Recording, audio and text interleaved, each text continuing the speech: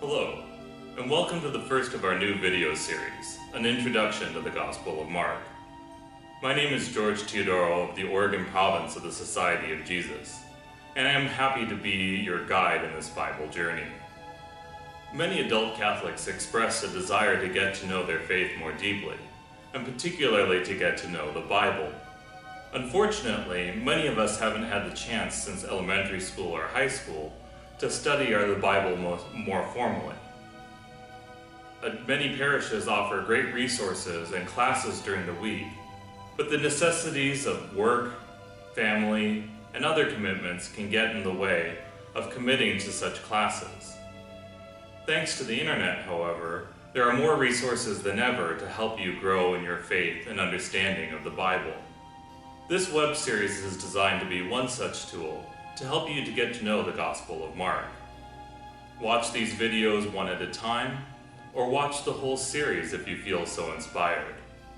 From time to time, you'll be asked to pause the video to read a key passage of Scripture, and you can rewind or fast forward as helps your learning process. It is my hope that this series will help you to get to know the Gospel of Mark, and through it, to get to know your own faith in Jesus more deeply.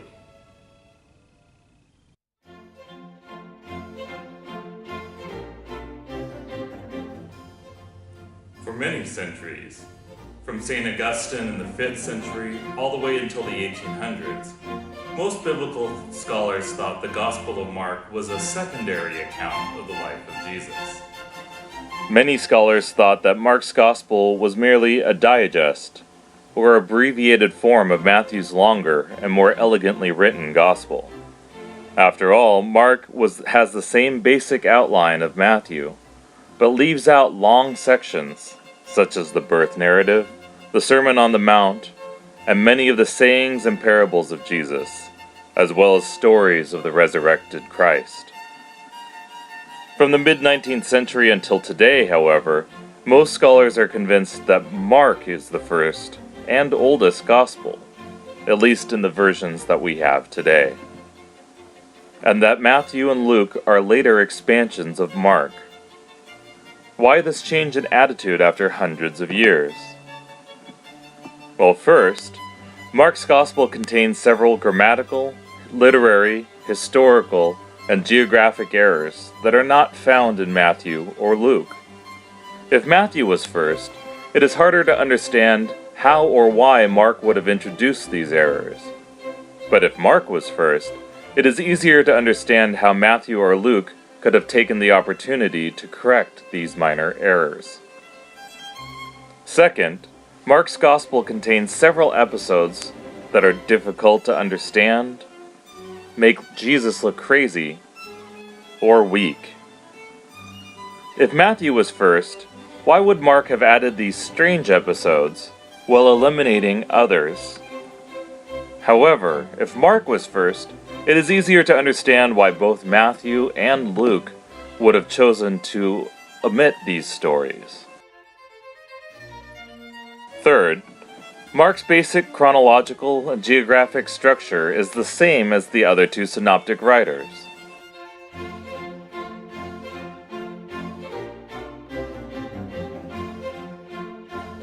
But the shared material found in both Matthew and Luke, but not in Mark, is in a very different order in Matthew and Luke. If Matthew was first and Mark was second, it is hard to understand why Luke would have kept the same order for all of the Markan material, but have substantially rearranged all of the material found in Matthew, but not in Mark. If Mark was first, however, then it is easier to explain how Matthew and Luke use the extra material they have in common, called the Q source, and integrated it indifferently into Mark's same outline.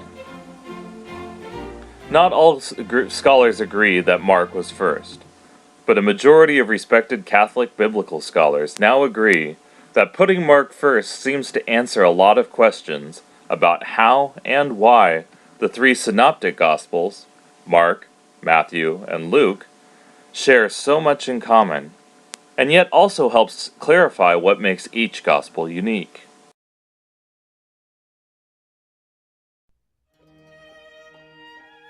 The oldest available manuscripts of this Gospel do not have a title or author attached. It was not until the end of the 2nd century AD that the title, The Gospel According to Mark, was added. Adding this title was clearly meant to lend authority to this account. But to which Mark does the title refer? Mark was a common name in the Mediterranean world. Just think of Mark Antony of Cleopatra fame. The issue is complicated by the fact that there are at least 2 Marks mentioned in the other books of the New Testament. Acts chapter 15 mentions John, who was called Mark, as an associate of Peter and Paul and Barnabas. The letter to Philemon, chapter 1, Paul greets Mark along with other co-workers. It is unclear if this Mark is the same person who is mentioned in Acts. Meanwhile, Peter refers to Mark, my son, in the conclusion of the first letter of St. Peter.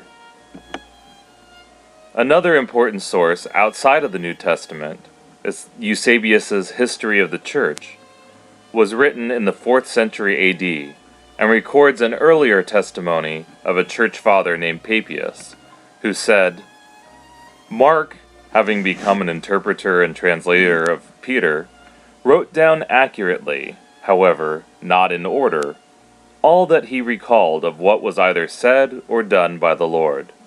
For he had neither heard nor followed the Lord. But later he followed Peter, who used to adapt his instructions to the needs of the local audience. Accordingly, Mark did no wrong in thus writing down some of the things as he recalled them, for he made it his aim to omit nothing he had heard, and to state nothing therein falsely. According to Eusebius, Mark was a close collaborator with Peter, to the extent of being the scribe and translator to the Galilean fishermen who may or may not have been conversant or literate in Greek. This is consistent with evidence from the Gospel, where the author is clearly familiar with Aramaic and Hebrew, the languages of 1st century Palestine, as well as Greek, the language of the wealthy and the educated. Nevertheless, there is little evidence that the author of the Gospel was the same person as Peter's assistant, or the John Mark that is mentioned in the New Testament. In fact, the earliest manuscripts of the first Gospel do not have the title, The Gospel According to Mark. This title was only added later. Yet because this title was added, we know the early Christian communities would have given it even more credence because of its connection to the larger apostolic tradition, and especially because of the direct link to Peter through Mark. But because we don't know which Mark the title refers to, or if indeed any of the Marks from the New Testament are the author of this Gospel, it is not very helpful to think about a particular historical figure. Instead, for the rest of this series, I will refer to Mark solely inasmuch as what is revealed by the way the author tells the story of Jesus in this Gospel. Just as we don't know who the historical Mark was, we are not sure what community this Gospel was written for.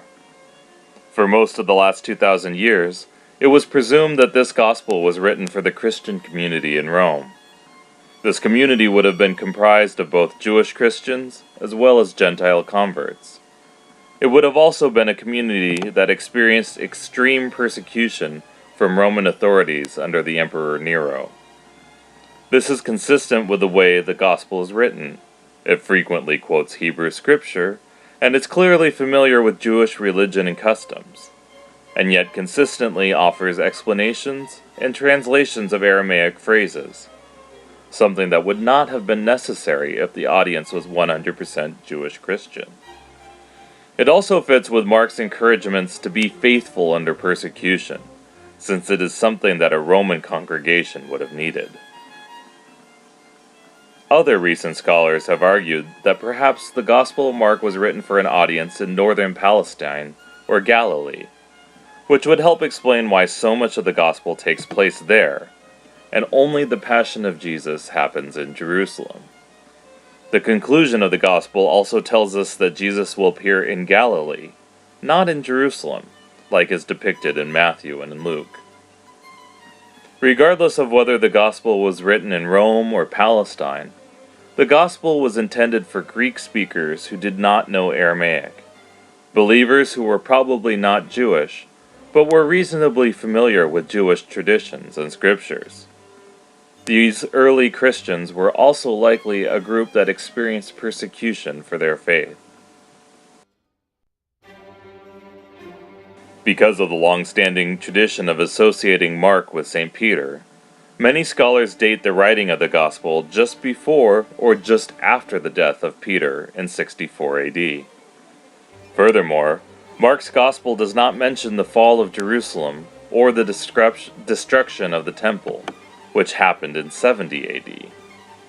Also, if we agree with the theory that Matthew and Luke both used Mark when they wrote their own Gospels, then Mark must have been in circulation by at least 75 AD, such that Matthew and Luke would have read and respected it.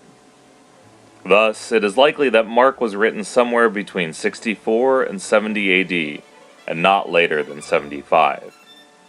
Mark, therefore, is the oldest of the complete Gospels, written about 2 generations after the death of Christ, when the first generation of apostles who had lived and worked with Jesus were aging and dying, and there was an acute need to write down and preserve the account of Jesus' life, death, and resurrection.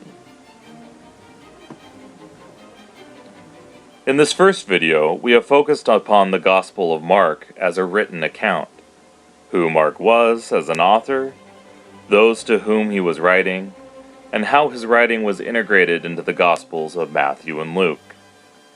Although we don't know who Mark the Evangelist was, or even if it was the work of one single author, we do know that Mark is most likely the first Gospel, which the other Gospels used to base their own accounts.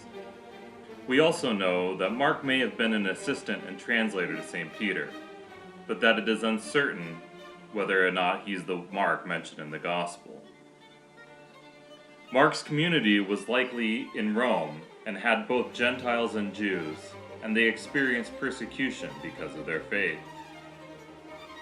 We also know that the Gospel of Mark was written between 64 and 70 AD, after the death of St. Peter, but before the destruction of the temple.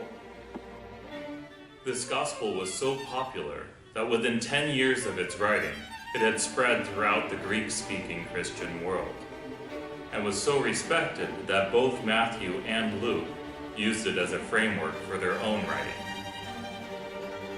In this video, we focused on Mark and his community.